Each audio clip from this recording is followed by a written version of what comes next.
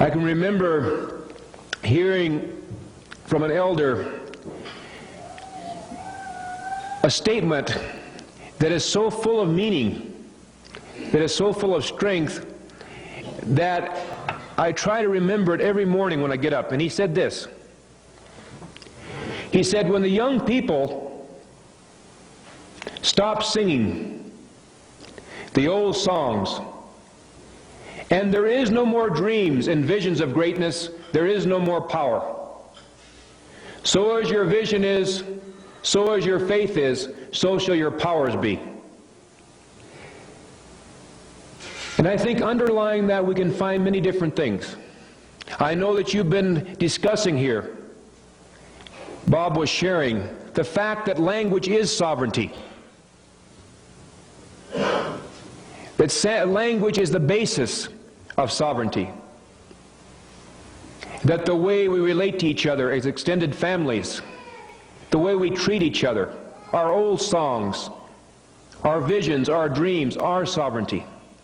Because once these things are gone, there is absolutely no basis for other societies, and they'll make this excuse, to say that Native people are any different than anybody else.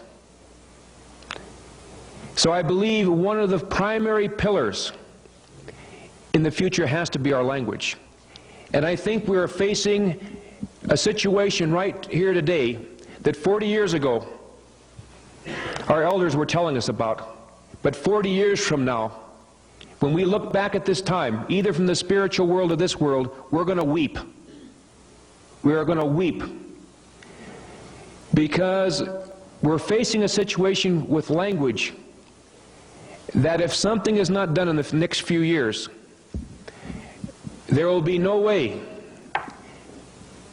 that in very many places grandparents will have the joy of speaking to their children in their own native language.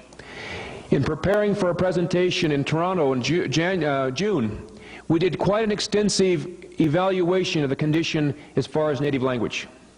We found in many strong culture areas, rich areas, 90% of the population over 30 spoke the native language, while under 10, less than 10%.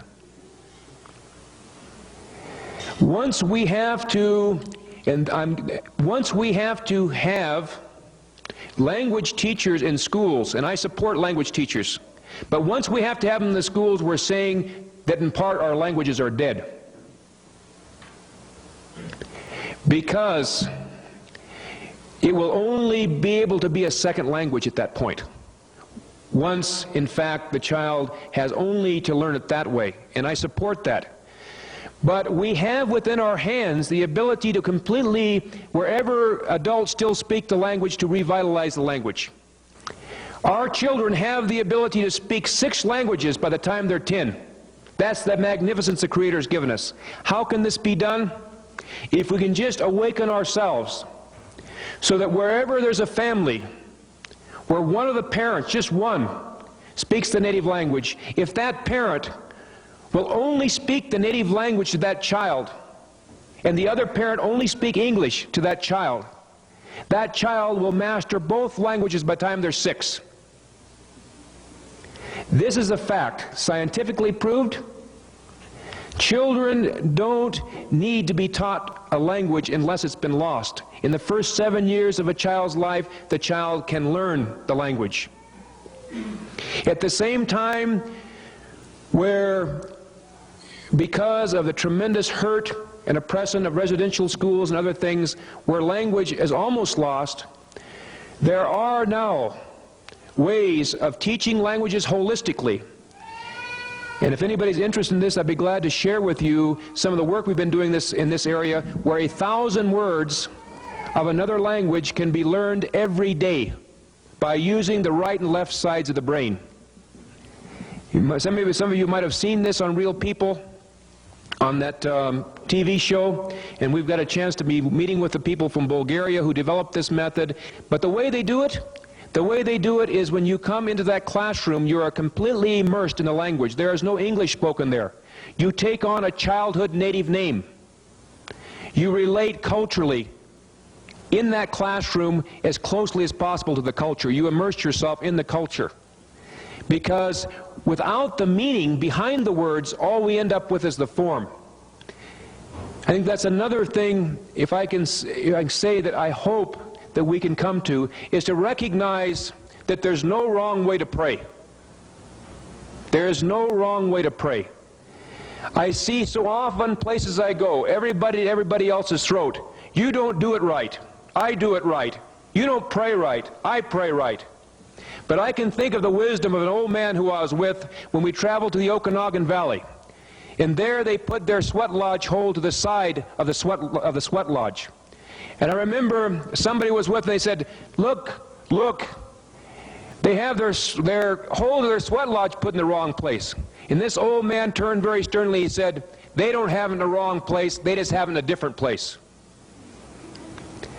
Because I really believe that if our culture, if our ceremonies, if our spiritual faith, whatever religion we belong to, if it does not help us to live a better life, if it does not help us every day to become a better human being, then what's the use of it?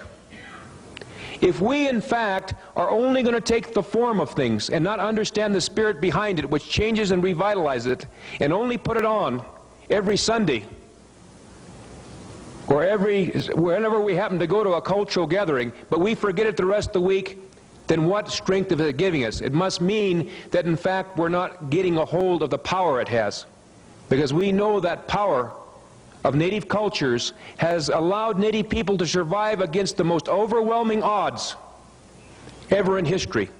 It's given us that strength. So that's one of my prayers, that with the tremendous illustrious minds we have, that we can begin respecting the beautiful diversity we have. And instead of saying all those roses need to be black instead of black, red, yellow, and white, we can recognize the beauty of the differences, the beautiful differences we have from tribe to tribe. Within tribes and bands, each group and each people have different ways of praying. But again, that those prayers and those things might give us strength and power rather than hold us down. It kind of reminds me of this story, again, my father told me. They used to have people come from the East Coast out to the Standing Rock Reservation to kind of save the people. And he said he used to get so embarrassed because they'd have these people, and I don't want to have any, I'm not saying anything negative about Christianity here. Because I believe probably native people, the ones that I know who are Christians, probably know more about Christianity than the people many times who came to teach them about it. But I'm talking about churchianity. And so this individual came out and he wanted to lecture to people. And he came to this into the church there, and they had all these old men who fought against Custer and the Little Bighorn. 90 years old, 100 years old, sitting on one side and the women on the other, and he used to address them. He said, "My children." And of course the translator couldn't stand even translating this, "my children."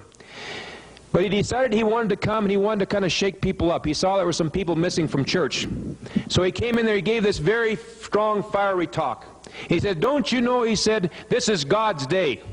And I can look around here and I can see some of you are not here in church." And he said, after church, he said, "I'm going to get a team and wagon." He said, "I'm going to go out and find those people because it's a sin not being here in church." And so he got a team and wagon, he got a translator, and out he went. And so he came along, and here was this old man, Yellow Thunder, standing out, taking care of a horse that had hurt its leg. Boy, he was angry. They said he was kind of one of these guys that had kind of heavy jowls here, and when he'd get mad, his face would turn red, his cheeks would kind of shake like that. If you can kind of imagine this. So he got really mad. He said, "I want you to go tell that man, doesn't he know he's committing a sin?" He said, "This is God's day. He's supposed to be in church, not supposed to be at that horse." Well, I'm sure as it's true with other native languages, in the Lakota language, there is no word for sin. There is no word for sin. So it's very hard for him to go tell the man he was committing this sin. But he went up to him and said, "Say Tahanshi, this is Lila Shicha. This is really bad what you're doing here. This Shinasapa, this white robe, is very upset about what's happening here." He said, "Don't you know you're committing this bad act? This is Sunday. This is God's day." Well, old man Yellow Thunder, he just couldn't quite understand that. He kind of shook his head. He thought very deeply, and all of a sudden he got a big smile on his face. He said, aha, he said. He said, tell our Shinasapa brother, he said, it's all right. It's all right, he said. He said, I understand now. I understand now his creator only comes once a week.